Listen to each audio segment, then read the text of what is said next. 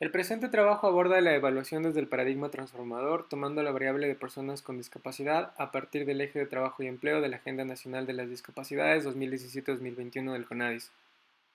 El tema de este perfil de evaluación se limita al ámbito nacional, en donde las políticas públicas destinadas a la generación de inclusión de este grupo aborda temas que van desde la sensibilización, participación, prevención, salud, educación, trabajo, accesibilidad, protección y seguridad social, entre otros. La inclusión laboral de las personas con discapacidad va a ser el tema al que nos vamos a referir en el presente estudio.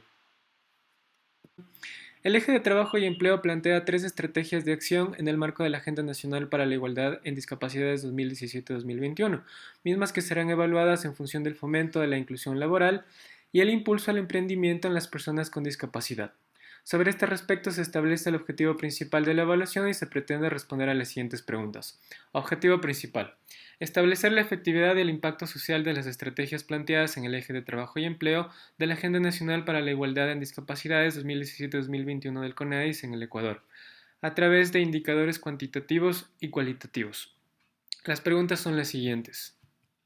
¿En qué medida los mecanismos propuestos, como son capacitación virtual, alianzas estratégicas con instituciones público-privadas, impulso del teletrabajo, estudios e investigaciones, entre otros, han impulsado la inclusión laboral de personas con discapacidad y sustitutos en el sector público-privado? ¿Cuántos proyectos de emprendimiento productivo de personas con discapacidad, apoyados y asesorados por el CONADIS, se han conseguido sobre la línea base de 1058 proyectos? ¿Cuántos productos específicos de financiamiento para personas con discapacidad se han implementado? ¿Cuál es el nivel de satisfacción de las personas con discapacidad inmersas en los procesos de inclusión laboral?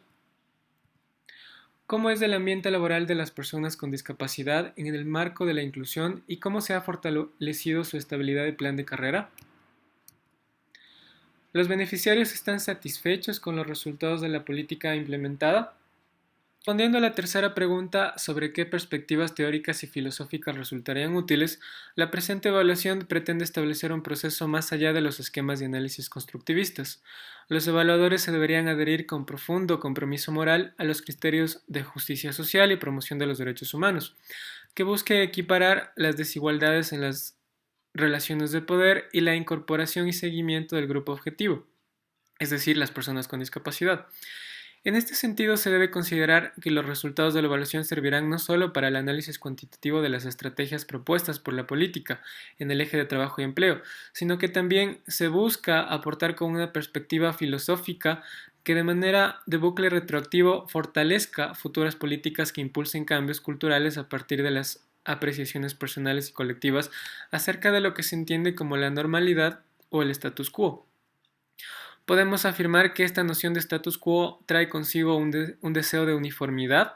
que aplaca las diferencias. Sobre este respecto, se debe resaltar el papel de los evaluadores transformadores, como los denomina Mertens, en un papel activo en la dialéctica sobre lo que se concibe como lo igual y lo diferente sobre las capacidades y las discapacidades,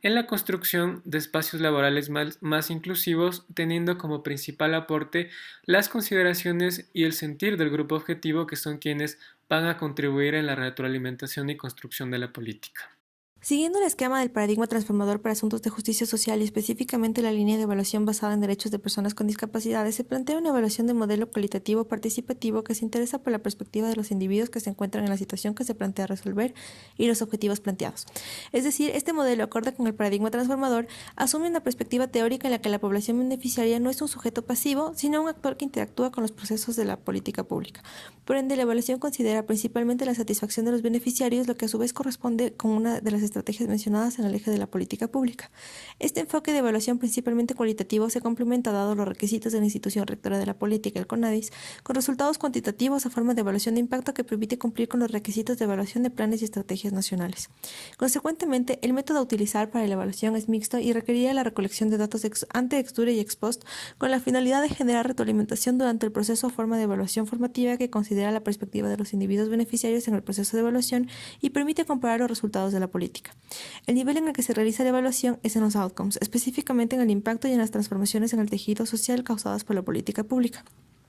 El principal punto de esta evaluación recae en la participación constante y continua de los individuos con discapacidad, en el momento ex ante exponiendo su visión y valoración sobre el contexto y medidas que pueden llevar a generar un cambio social que los favorezca, y en la evaluación ex dure y ex post participan los individuos con discapacidad, los evaluadores y personal de recursos humanos y jefes de departamento de las áreas en las que se encuentran vinculadas las personas con discapacidad en los ministerios ejecutores, CATS, instituciones públicas, privadas y organizaciones sociales.